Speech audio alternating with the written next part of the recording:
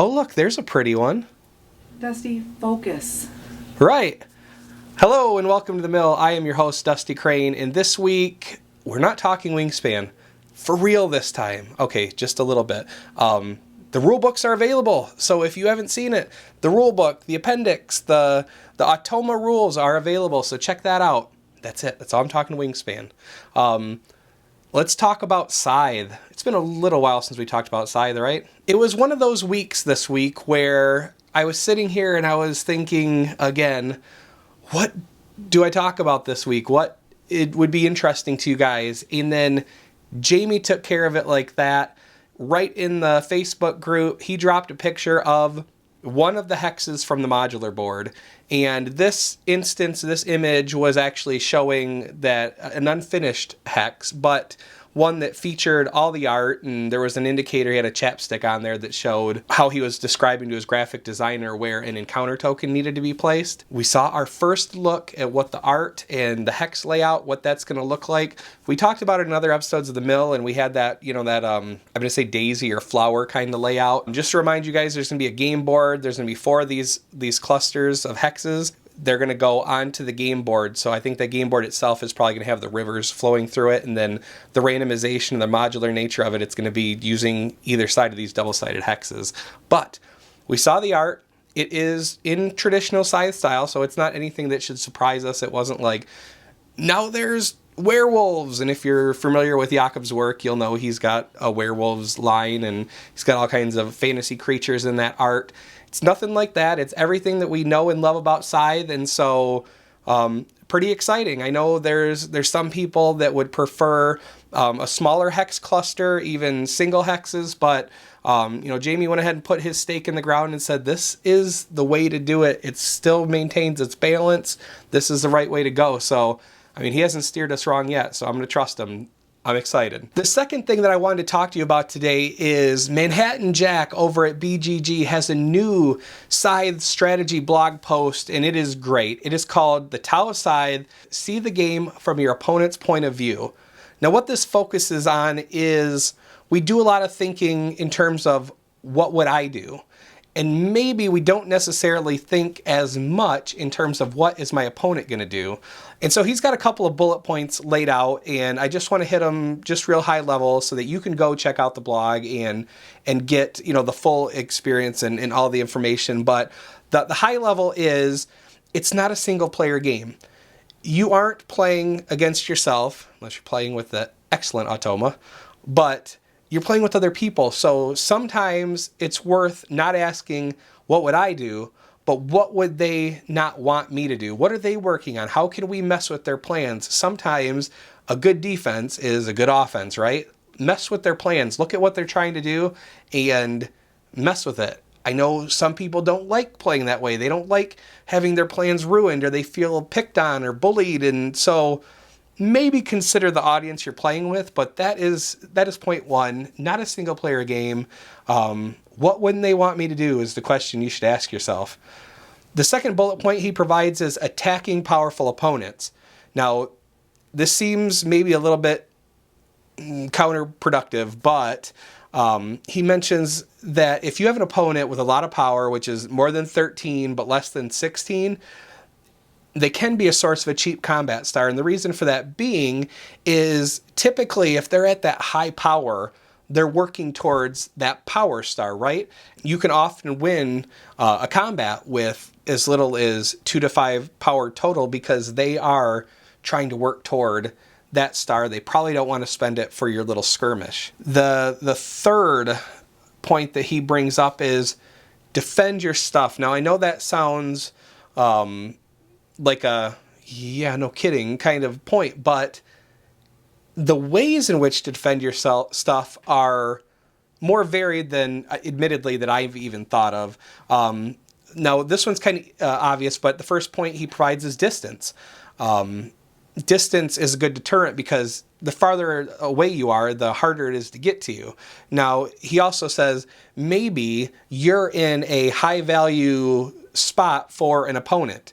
Maybe the best thing to do is just get the heck out of there. Take what you have and go, because they're trying to get to that place. You can avoid that combat altogether.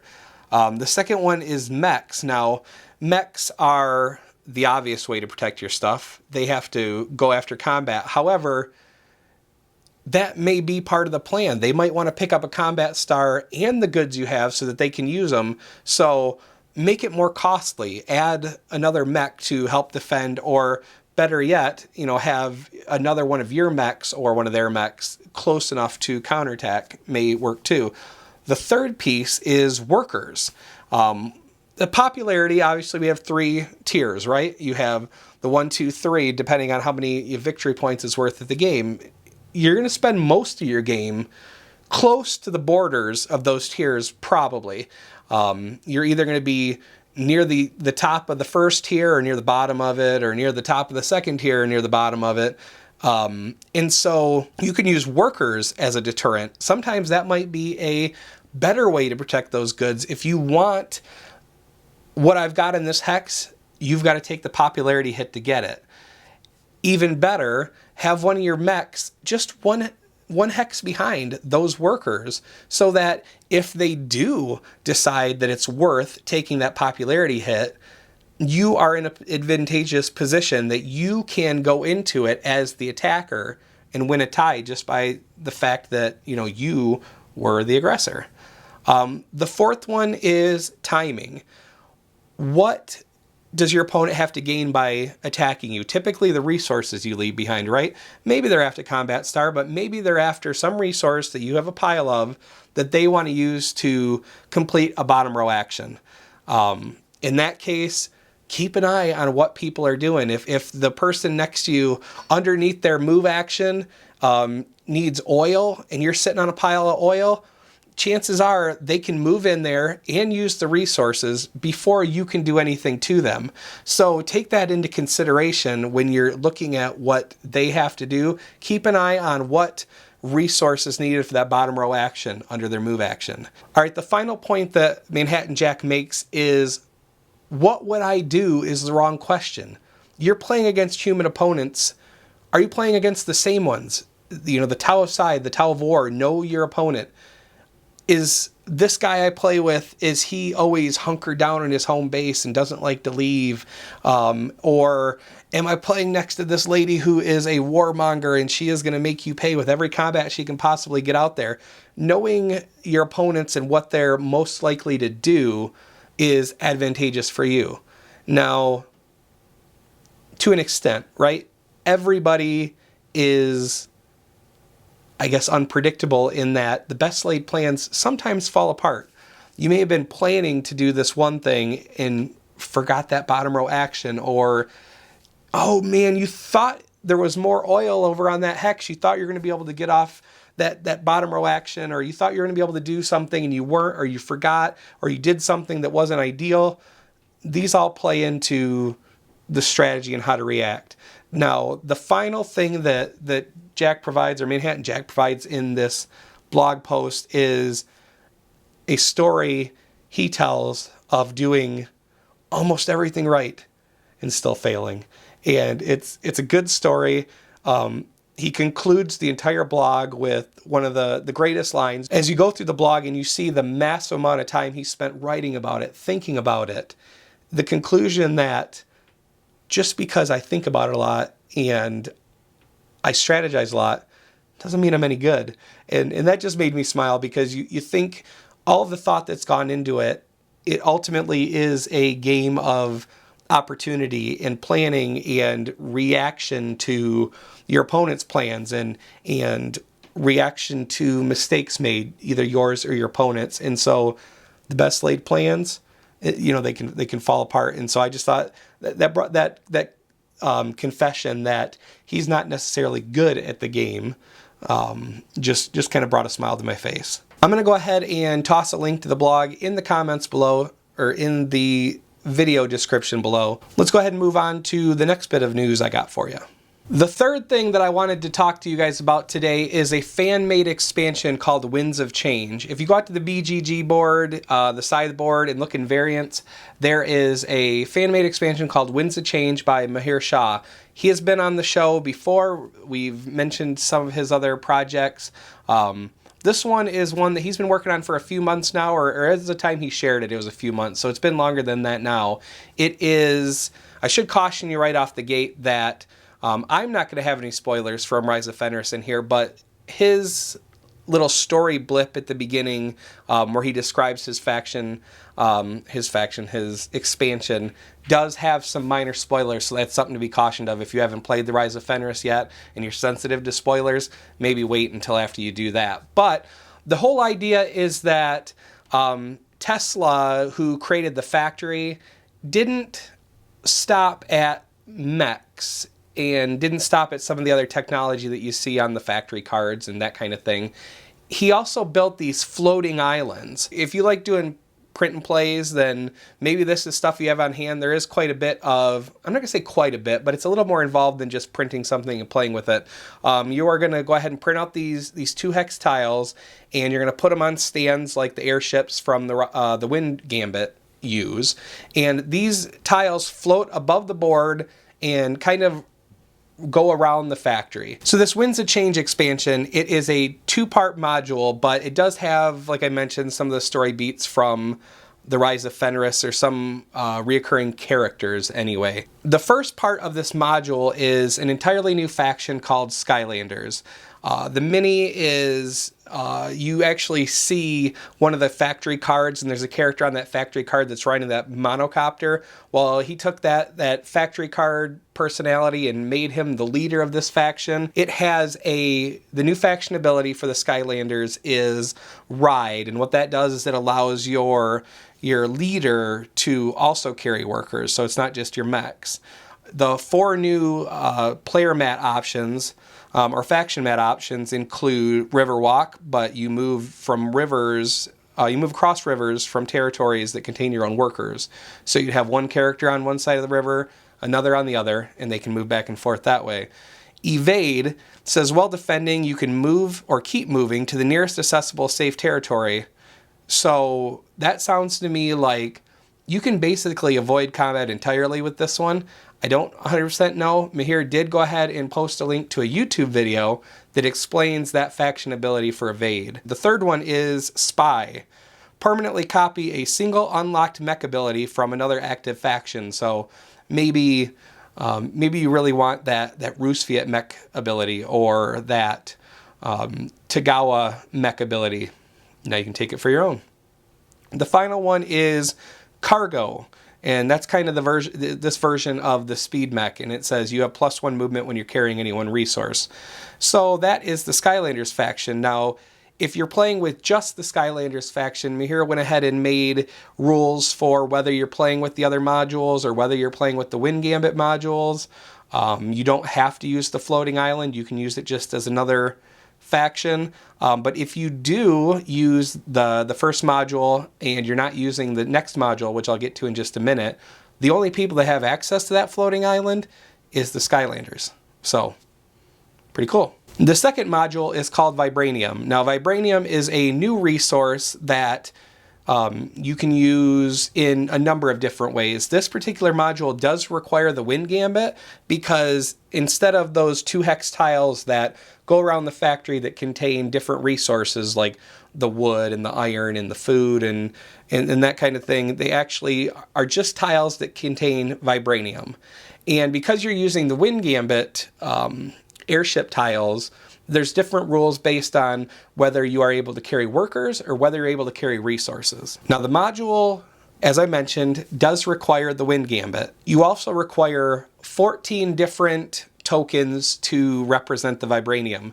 And he recommends little blue gems. You can use anything at all you want to substitute with, but it sounds like a perfect use of the gems from My Little Scythe if you happen to have them handy. Another piece of this Vibranium module is you can purchase custom action tiles.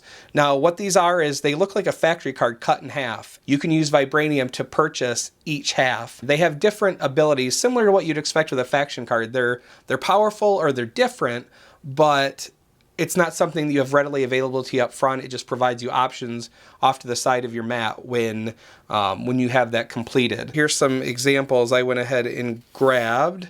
Something like moving a built building to another place, or you can pay a coin to gain 2 power and 1 combat cards. So it just kind of switches up what you'd expect from a non-standard factory card. The Vibranium itself, though, is used in a number of ways. You can use it to pay for any 2 resources when you're playing a bottom row action. It's also worth 4 resources for endgame scoring purposes. So Vibranium sounds like it has some interesting uses. So how do you get Vibranium? Now, depending on what airship module or airship tile you get, whether you can move resources or workers, there's different ways to get Vibranium. So the first way is, if you can only move goods, you pay for Vibranium with 3 non-equal resources: food, iron, oil. Take it over to one of these islands via airship and trade. You put the resources up on the island, Vibranium automatically gets delivered to your starting territory. The interesting thing about this is the second person who visits that same tile where you've paid for these resources, or you've paid for the Vibranium, when they bring their 3 non-equal resources to pay for their Vibranium, they actually get to look at the 3 resources you dropped off, choose 2 of them to keep for themselves, and the other one just gets jettisoned, put back into the supply.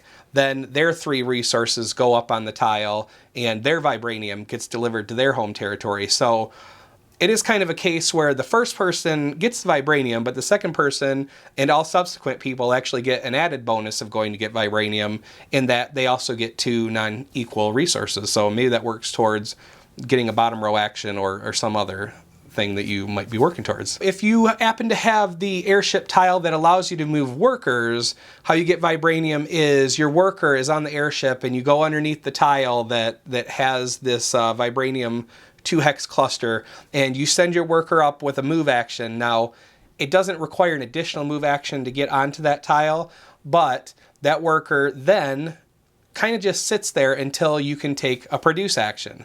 Once you take a produce action, you automatically get Vibranium, and the worker and the Vibranium get automatically sent over to your starting territory. Now here's the catch. Only one worker can be on one of those Vibranium hexes at a time. So at max, you can have 2 workers up on that island. Now, one of the potential ways to keep somebody from getting access to that resource would be to camp your workers there. Now, I think Mihir saw that as a possibility, and so every turn you start where you have a worker on that hex is a 1 coin penalty or cost. So you can leave your worker there and kind of camp it, but you're going to pay a cost to do so. And that's how you get Vibranium. You either deliver 3 non-equal resources, or you send your workers up to produce the Vibranium. That is the Winds of Change expansion. It's got 3 months of playtest, and it has a lot of goodies if you enjoy that print and play art creation kind of aspect of your games. It looks really nice. If you have the extra, the tall airship stands, and I'm sure there's lots of other games that actually use those rods to keep the stuff above the table. There's a lot of good stuff in this expansion, and it sounds like you can really just get into however you want to play it, whether you want to play with just the extra expansion, whether you want to play with the Vibranium, without the Vibranium, you want the floating island, without the floating island. There's actually also a 8th player mat, because you have this new faction. There's actually another player board, so you can have a whole new, crowded, insane game of Scythe if you so choose. That's it for me today. That's all the news I got. I do have a request, though. I've been wanting to cover something Charterstone related for a while now, and I'm just not sure how to do it or what to focus on. I obviously don't want spoilers, so I can't necessarily bring out my copy because we're a little more than halfway through our campaign. Is there anything Charterstone related that wouldn't involve spoilers that you guys would like to see?